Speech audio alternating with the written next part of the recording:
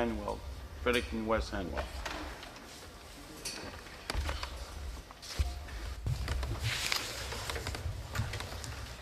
Thank you, Mr. Speaker. Well, it is with heavy heart that I rise again in this legislature to debate a closure motion. I must say it's happened way too many times in a short amount of time that this government's been in power, and I hope that this is the last time I'll have to do it, but I fear that that will not be the case. Just a quick review of closure motions in this legislature in this session, Mr. Speaker, reveals that closure has been invoked now on 6 major pieces of legislation, and by my count, this government has only passed 10. And so we have had closure on 60% of the bills, the substantive bills moved by this government. To me, that is wholly unacceptable, and it's part of a dangerous trend. It's not acceptable to invoke closure, and it's not acceptable to invoke it in 60% of the occasions that bills are debated here in the legislature. And I've just heard the member opposite go on about how long and how many members have spoken on these bills. Mr. Speaker, that's the point of this legislature, is to allow members to speak on these bills. And I've noticed one of the things that this government has chosen to do is they put bills on the order paper for a couple hours at a time. And I'm sure that serves all kinds of reasons, but one of the things that does is it overestimates the amount of days that a bill has been on the order paper and been able to debate. And as you well know, Mr. Speaker, when a bill comes up for debate, we don't spend the whole day debating that bill. We debate it for a few hours and go on to something else. So to say that a bill has been on the order paper for a certain number of days is a really erroneous argument, and it doesn't tell the full story. In fact, it's quite misleading. Now, what we have here before us in Motion 26 is a closure motion on 2 substantive pieces of legislation, Bills number 9 and number 14. Now, Mr. Speaker, these are crucial bills to the future of New Brunswick. As you know, Bill number 9 relates to a moratorium on shale gas. And as we all know, natural gas is a crucial component of our current economy and an excellent opportunity for New Brunswick's growth. So Bill number 9 is an important bill that deserves a lot of debate. Similarly, Bill 14, which we have discussed in Committee of the Whole yesterday, but we have by no means finished the debate on Bill 14. Bill 14 seeks to repeal or substantively change 4 different pieces of legislation. 4 significant existing pieces of legislation. So we have here before us today in Motion 26 a motion that seeks to limit debate in fact, it's an omnibus closure motion. It seeks to limit debate on legislation that will affect 5 or 6 substantive pieces of legislation. So, Mr. Speaker, it's an alarming trend that we're seeing from the government.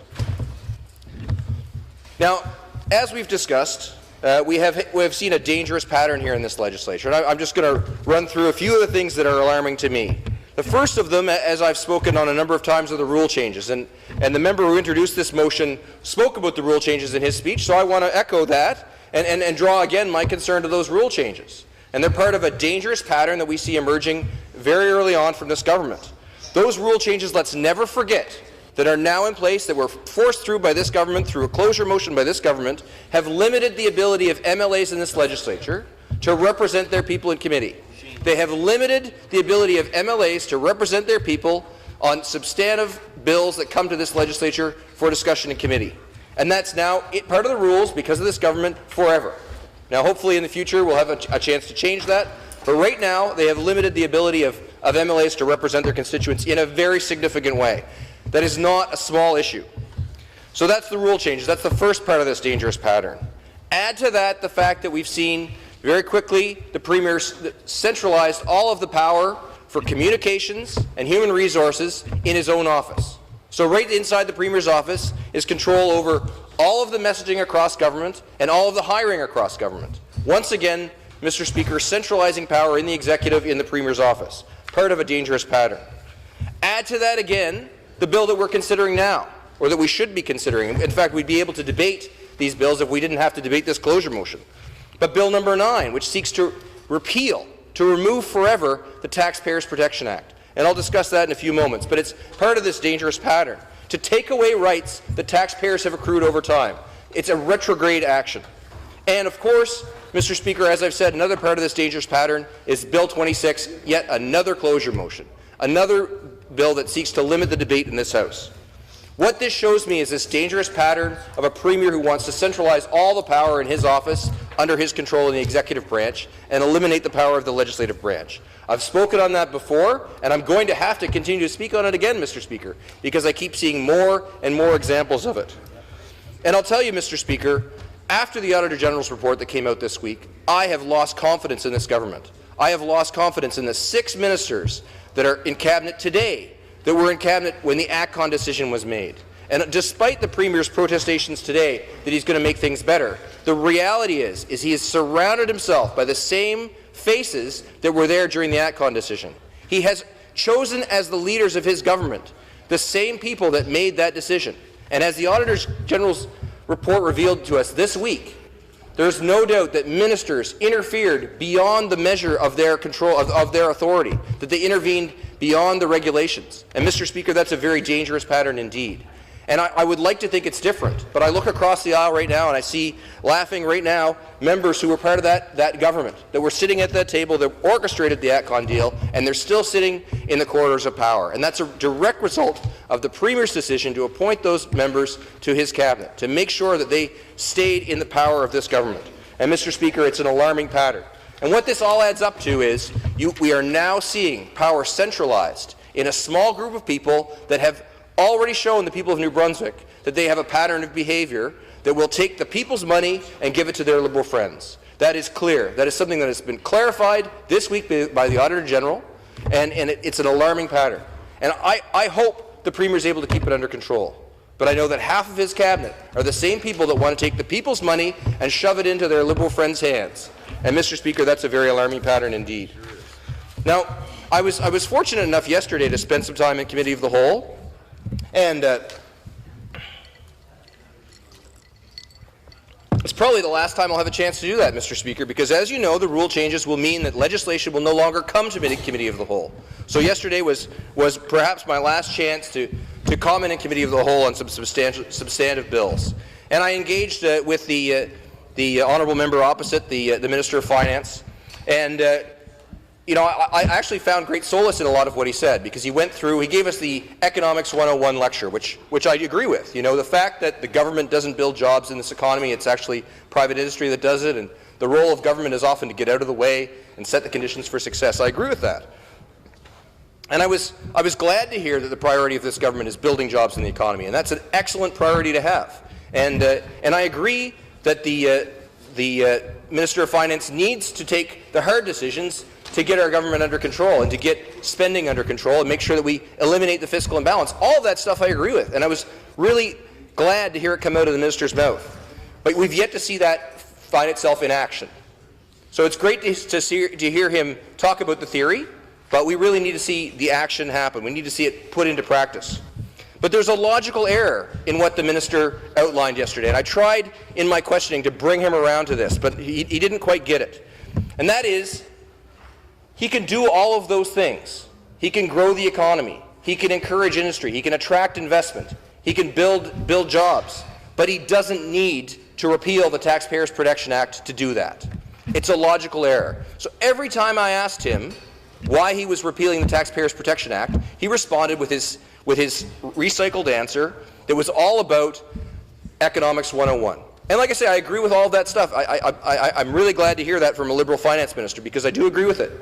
But the reality is that to do all of those things, he does not need Bill 14. He does not need to repeal the Taxpayers Protection Act. It is not a logical argument that he's presenting. He's presenting it in a logical way, but there's an inherent logical fallacy in the center of this argument. To do all the things he wants to do, he does not need to do the Taxpayers Protection Act, but he's using that as top cover.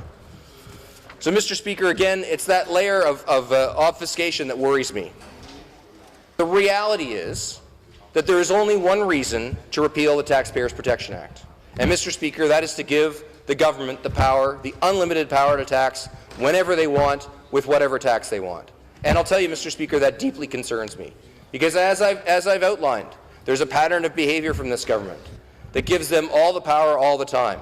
And the repeal of the Taxpayers Protection Act is a significant step down that slippery slope that is giving them more and more power to rule in an absolute way however they want. And as I've depicted to you, Mr. Speaker, I have grave concerns about the choices of the people that are around the cabinet table. Based on the Auditor General's report this week, it's clear to me that the potential exists for serious misuse of taxpayers' money. And to give this government the unlimited power to tax and then spend that however they want is a real concern. Now, as we know, Mr. Speaker, Bill number 14 pertains to repealing the Taxpayers Protection Act. Now, the Taxpayers Protection Act I consider a very good piece of legislation. I've heard members opposite describe it as gimmicky. I think it's actually a good piece of legislation. And it really has two central provisions. And that pertains to how the government may raise tax. And really the tax that it addresses are the HST and tolls and some other taxes as well. But it focuses on the HST and tolls. And there's two ways that the government can get what they describe now as social license, but effectively in the legislation it's a mandate to raise taxes. There's two ways they can do that. The first is by putting those tax increases into their platform. Now, as you know, and as the members like to remind us, we've just had an election, not very many months ago, and the government had all kinds of options to put clearly their schedule of tax increases into their platform. And that would have met the provisions of the Taxpayers Protection Act. So it's another example of how the minister could have done what he wants to do and leave that act in place. But instead, the Liberal Party decided not to be transparent with the people of New Brunswick and not to put their schedule of tax increases into their platform. If they'd done so, they would have been in compliance with the Taxpayers Protection Act. And that act could stay in place and they could govern in accordance with their platform. But they chose not to put that into their platform because they didn't want to be transparent with the people of New Brunswick about their plan for tax increases. Now, the other option is they can have a referendum. And we've heard the Minister of Finance say that we don't want to be governed by referendums. And I tend to agree with him. I mean, we are elected here to do a job.